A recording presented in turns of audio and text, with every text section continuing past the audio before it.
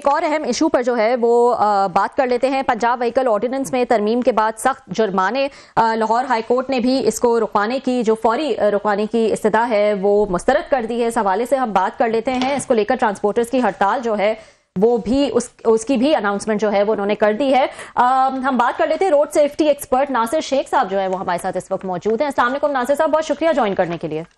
जी वालेकुम अस्सलाम, आपका शुक्रिया, आपने इतने अहम मौजू को जो है ना वो सामने लाए हैं लोगों के। जी नासिर साहब, क्या सूरत हाल है? आपसे डिटेल्स जो है वो मैं जानना चाहूंगी। आज पंजाब में हड़ताल थी सारी ट्रांसपोर्टर्स की, क्या वजह बनी है सर? आज पंजाब में ट्रैफिक नहीं चली? असर नहीं, ये जो बाकायदा बड़े इदारे हैं, फैसल मूवर्स है वो, जिनका शायद आप नाम ना लें, लेकिन ये लोग तो बाकायदा चलते रहे हैं। कुछ ट्रांसपोर्टर्स ने जो समझ रहे थे कि शायद हम हुकूमत को दबाव में ले आएंगे और शायद जुर्माने वगैरह रुक जाएंगे, तो उन्होंने हड़ताल की कॉल दी है।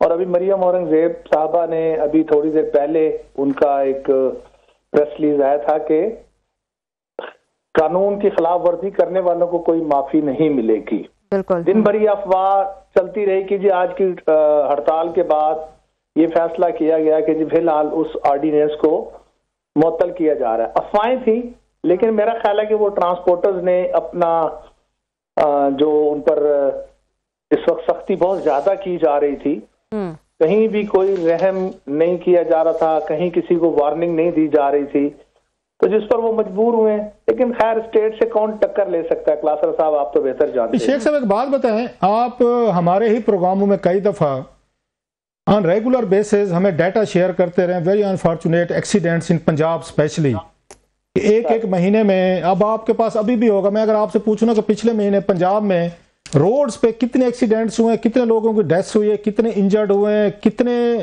मजदूर बने हैं, तो आपके पास पूरा डाटा होगा। लेकिन आपकी आवाज से लग रहा है कि आप you feel so sympathetic towards these bus drivers, conductors, ये ट्रक वाले, कंटेनर वाले।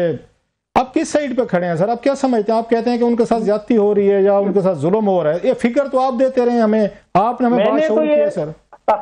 मैंने ज्यादती और जुल्म वाली बात नहीं की। मैं आपसे सिर्फ ये कहना चाह रहा हूँ कि जो हम हमेशा रोड एक्सीडेंट्स की बात करते हैं तो हमेशा हम बताते हैं कि 85% ऑफ द एक्सीडेंट्स मोटरसाइकिल सवारों को रिक्शों के हैं, सिर्फ 15% बड़ी गाड़ियों के हैं, कमर्शियल गाड़ियों के, और वो लोग जो तेज चलाते हैं, ये सिर्फ 15% है।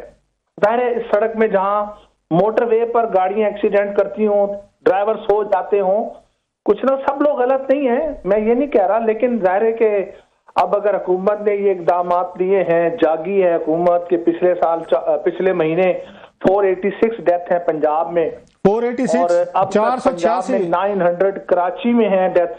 तो उसके बाद अगर हुकूमत ने ये थोड़ी सी करवट ली है तो मेरा ख्याल है कि अच्छा है। मैं तो ये कह रहा हूँ कि होना चाहिए। नहीं शेख साहब, एक चीज हमने देखी है, ये मतलब हम जो अवाम है, हम भी शामिल है, मैं भी शामिल हूँ उसमें, जब तक सड़कों पे लोग, मतलब 486 मेरा ख्याल है आपने बताया एक महीने में पंजाब में सड़कों पे लोगों की डेथ्स हुई हैं।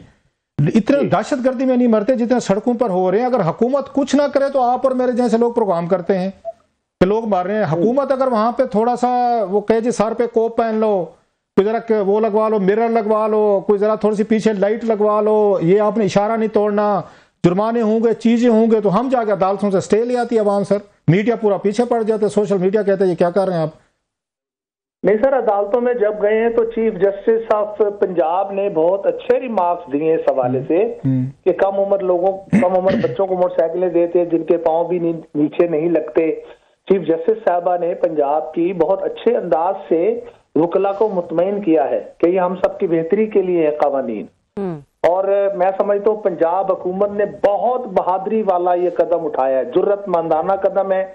और ये जो कौमों की जिंदगी में मोड़ आते हैं अच्छे, यार हम जो हर महीने अपने पूरे पाकिस्तान में अगर हम लगाएं तो 1000 लोगों की डेथ है पूरे पाकिस्तान में, चारों सूबों की अगर हम बात करें तो 1000 लाशें उठाई जाती हैं। और सबसे बड़ी बात, 2 लाख लोगों की हेड इंजरीज, लेग फ्रैक्चर और मुख्तलिफ किस्म के जिस्मों की हड्डियां टूटती हैं। ये रेस्क्यू के पूरे पाकिस्तान के आदाद-ओ-शुमार हैं कि हर महीने 2 लाख से ज्यादा लोग बिस्तरों पर मुंतकिल हो रहे हैं। अच्छा, तो मेरा ख्याल है कि अगर ये हुकूमत पंजाब ने पहल की है तो इनकी बड़ी बहादुरी का नहीं सिर्फ पंजाब में नहीं, कराची में हमने देखा, अगर उन्होंने, हालांकि सबसे ज्यादा तनकीद पीपल्स पार्टी पे होती थी, गवर्नेंस के हवाले से कुछ नहीं करते, कोई इनको दिलचस्पी नहीं है, उन्होंने वहां पे अगर कोई स्टेप्स लेने शुरू किए तो मतलब अवाम नाराज हो गई। पंजाब में शुरू हुआ तो अवाम वहां नाराज हो गई, इस्लामाबाद में शुरू हुए तो ये जाके स्टे ले आए हैं अदालतों से। तो अवाम चाहती क्या है? सड़कों पे मरना चाहती है, मतलब बस वाले को, ट्रक वाले को, किसी और को, स्पीडस्टर को रोका जाए और उनको रेगुलेट किया जाए।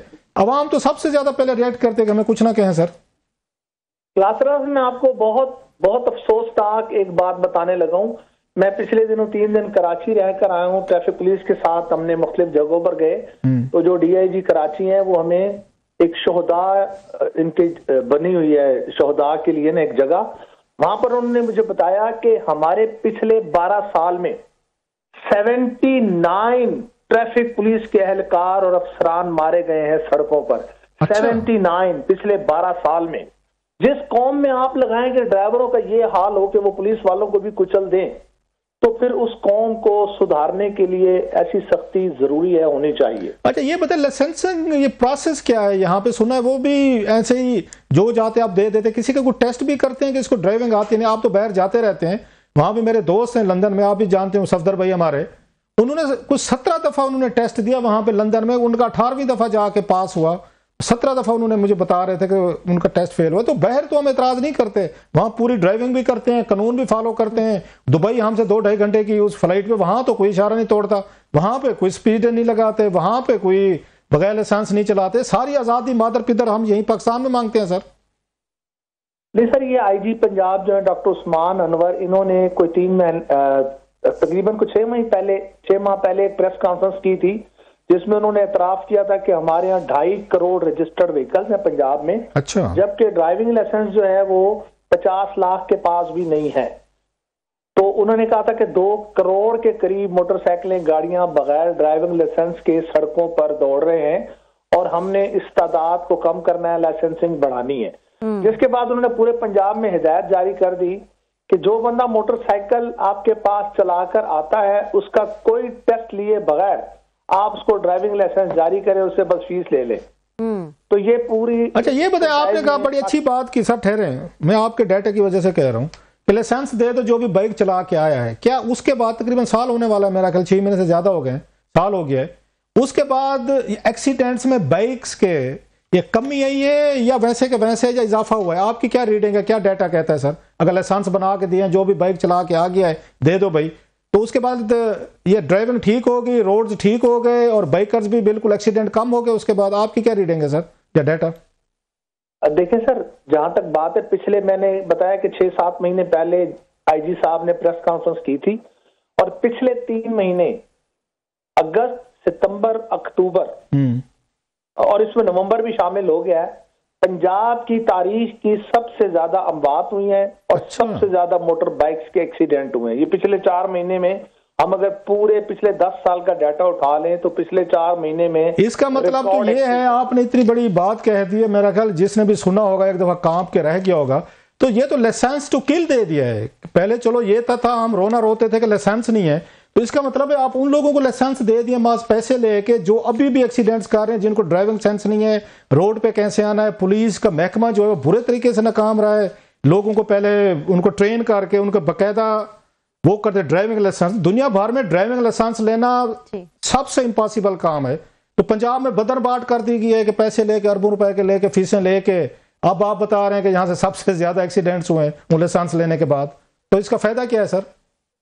देखिए, मैं गुजारिश करूं, जो हमारे यहाँ सबसे बड़ा मसला है वो हमारे 2.5 करोड़ से ज्यादा स्टूडेंट्स पंजाब में स्कूलों कॉलेजों में जाते हैं, उनमें से अक्सरियत अंडर एज है। अच्छा। ये लोग बगैर ड्राइविंग लाइसेंस के जाते हैं। हमने एक तजवीज दी है कि जो 16 साल से 18 साल की उम्र के बच्चे हैं, जैसे आप जानते हैं अमेरिका में जूनियर लाइसेंस दिया जाता है 16 साल की उम्र वालों को, लेकिन टेस्ट लेकर प्रॉपर। तो यहाँ जो ये ड्राइविंग मोटरसाइकिल के लाइसेंस जारी हो रहे हैं, उसका एक थोड़ा सा फायदा यह है कि जब ड्राइवर की जेब में, किसी नौजवान की जेब में लाइसेंस होता है तो वो थोड़ा सा पुरएतमाद ड्राइविंग करता है। अब चूंकि गैप बहुत ज्यादा है बगैर लाइसेंस चलाने वालों का, देहातों वालों का, जो देहातों में लोग मोटरसाइकिलें चलाते हैं उनकी ना नंबर प्लेट होती है, ना वो किसी जाब्ते में आते हैं, ना उनकी हेडलाइट होती है।